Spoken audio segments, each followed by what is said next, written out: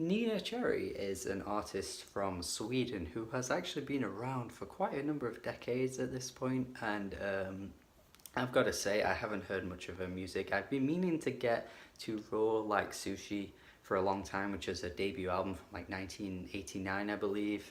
It's just one of those albums I haven't got around to, but I thought going into this album with like fresh ears would be just as fine as already knowing her discography, because I could tell that at this point she probably sounds quite a lot different to the back when she did in 1989. But one thing that you can say about Neneh Cherry is that you will have heard her voice in the track by Gorillaz called Kids with Guns, and I think that's probably the biggest exposure she may have ever gotten in terms of like that wider audience appeal, because it's such a well-known Gorillaz song.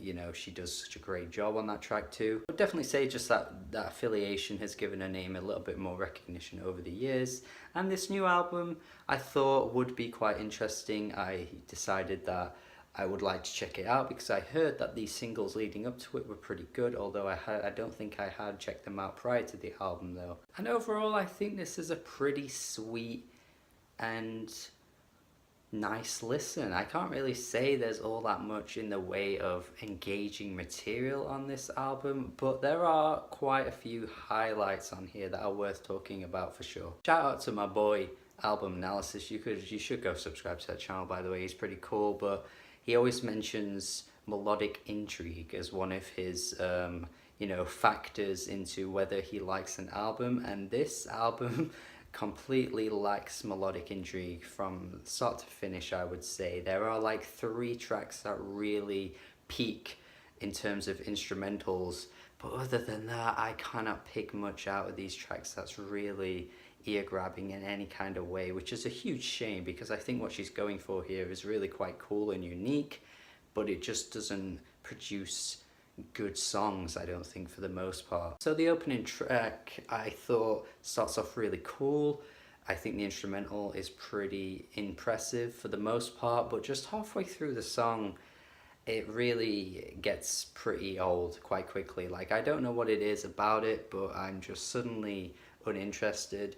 I feel like there needed to be some kind of change up or needed to be some kind of addition just to sort of make the track progress in some kind of way, but it just never quite does, and I'm just left waiting for it to sort of end. And then going into the next track, I can't say it was even really more impressive than the first one, which is a shame. So my attention just kind of diverted almost instantly, and we're only like at track 2, and this happened quite a lot throughout the album, if I'm being honest, which is a shame, I know, but I can't really help it when the instrumentals just aren't meaty enough, or they aren't enough for you to kind of perk your ears and pay attention to everything going on, because they're just quite bare, to be honest, for the most part. And one thing that needs to be mentioned is that that's actually a very weird thing about this album, considering Fortet produced this album. Like, Fortet is one of the most interesting electronic producers of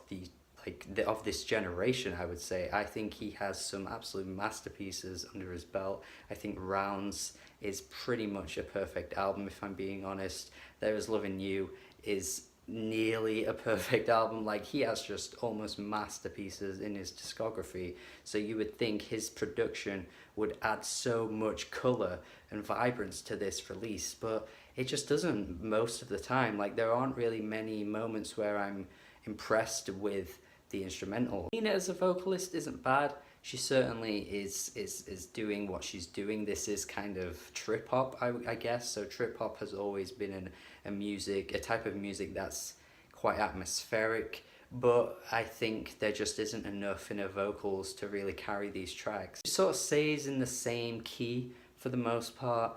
She doesn't really switch things up. She never really brings out any impressive moments that are incredibly like, ooh, that was a good vocal performance. It kind of just stays flat the whole way through. Towards the end though, I think this is where the album gets to the best songs, like Natural Skin Deep. I think the instrumental in this one is by far the best on the whole thing. Like, this has so much to it. Like, it's not just bare, it's not just really simple, straightforward. There are just nice little embellishments that crop up throughout the whole track that give it a nice little feel to it. And I would say her singing is actually probably the best on this track. I'm just finally picking something up that isn't just something that's sliding by or breezing by without really having an impact. It's just one of the few moments that I'm really impressed with what's going on. Vocally, I think Slow Release again is a standout. I just think she's doing a bit more with this track. She adds in a bit of a refrain as well. Slow release. Not to say that I can't,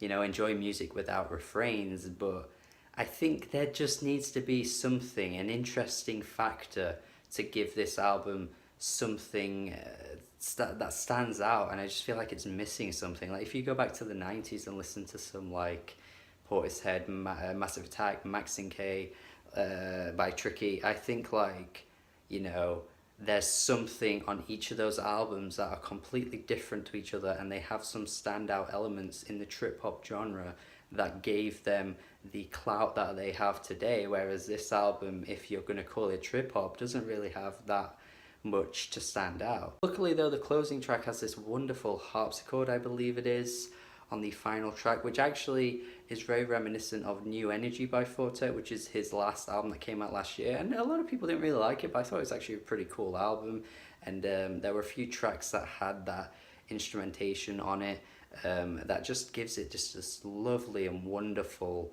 feel to it, which was a really nice closing moment for the album. It's just a shame that there wasn't more moments like this. Something unique to sort of give the album a fresh feel.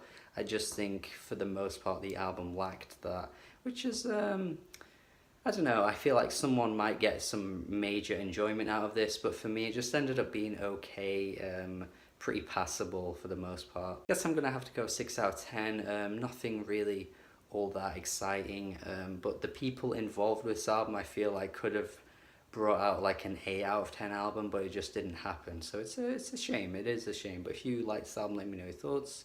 Do subscribe if you haven't already subscribed. Have a good day. Goodbye.